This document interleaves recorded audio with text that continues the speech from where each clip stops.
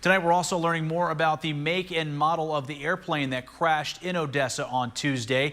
News West 9's Jason Freund talked to an aviation expert today about what the aircraft and safety protocols are before flying. Jason, what more have you found out? Alex, Texas DPS confirmed that it was a Cessna Citation 550.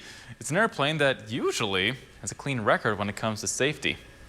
Led Sanger has been flying Cessnas for years now, which is what led him into going into aviation law. I have been practicing in the field of aviation law my entire career, and I am one of a handful, less than 15 lawyers that are board certified by the Texas Board of Legal Specialization to practice aviation law in the state of Texas. That means he knows a thing or two about these aircrafts. It's a twin turbine engine business type plane that can be flown by either one or two pilots.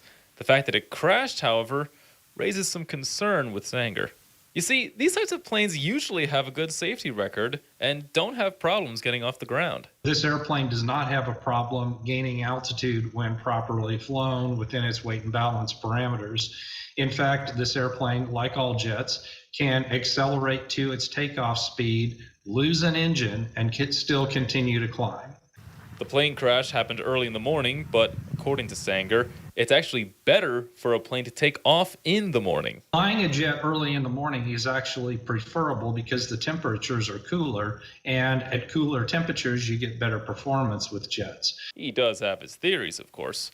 One issue could have been wildlife, like the plane maybe hitting a bird or an animal, or it could have been mechanical issues. I think that one of the things that needs to be looked at is, was there an issue with the brakes or the parking brake being released, maybe not completely set or maybe partially set, such that it caused the airplane to accelerate slower. But if everything was all clear with the plane and if it had no mechanical issues, then the amount of thrust that both engines can generate should have been more than enough to give the plane all the altitude it needed.